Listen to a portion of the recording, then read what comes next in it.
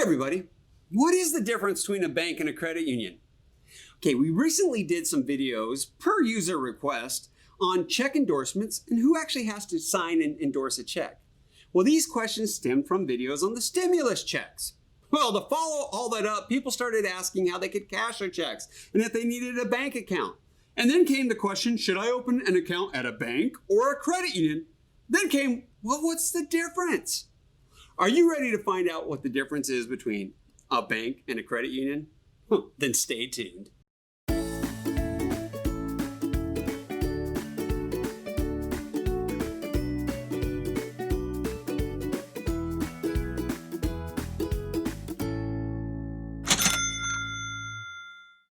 When it came to cashing or depositing those stimulus checks, a lot of people asked, should I go with a bank or a credit union?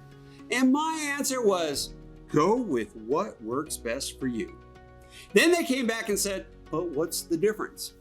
Well, the truth is today, there are fewer differences between the two in terms of convenience, especially if the credit union you're considering has good online services available and is possibly a member of what we call a co-op, where they work together with other credit unions that gives you access to branches and ATMs nationwide. See, it used to be that banks and credit unions, they are a lot more different than they are today. But nowadays, both banks and credit unions offer just about the same services and even safety for your money. And they do this by having federal government-backed insurance programs. But that doesn't mean they are the same. Let's look a little bit deeper into it.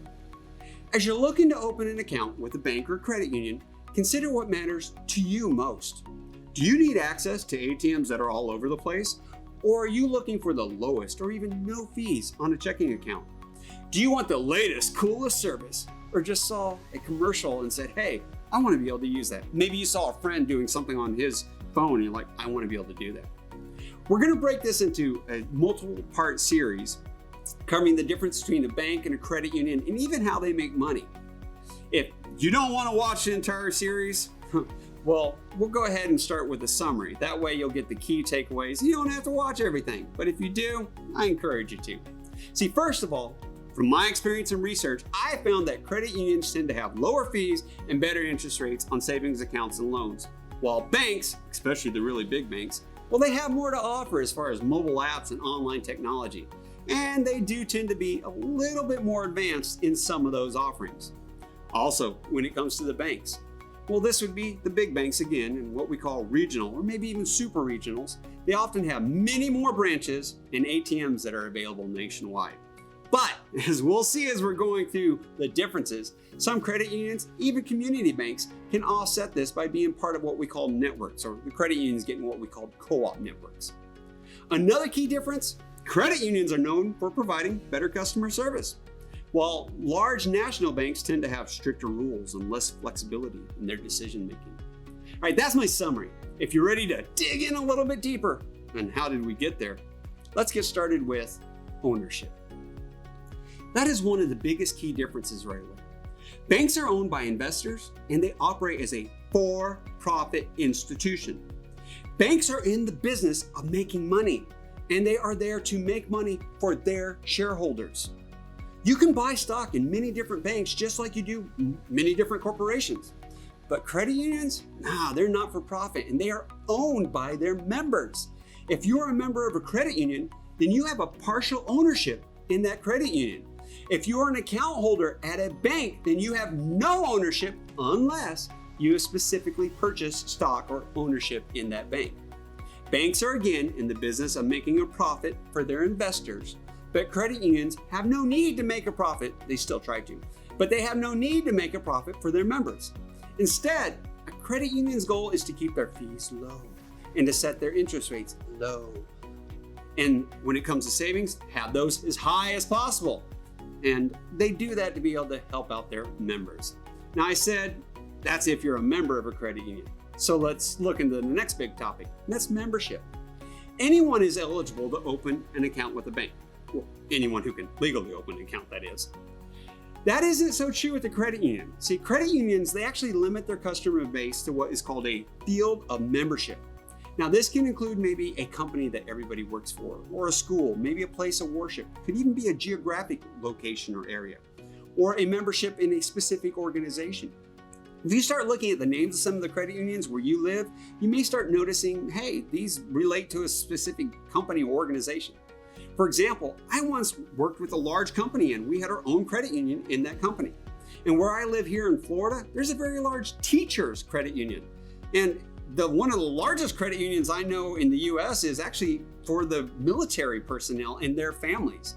But credit unions are getting bigger, and there are national credit unions that get creative about how to increase membership and eligibility.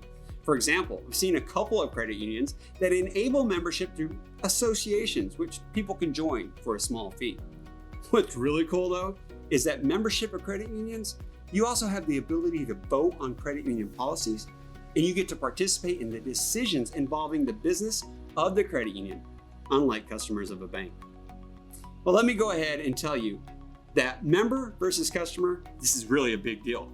If you're ever working with a credit union, they will kindly remind you that they have members, not customers. So to be safe, I usually go with account holders. And if you ever call a credit union a bank by mistake, they will quickly correct you.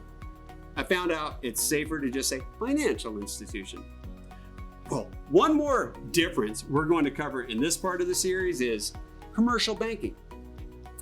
Credit unions tend to offer fewer products than banks, especially the bigger banks like the national and regional ones, and especially in the commercial banking arena, including business credit cards and business loans.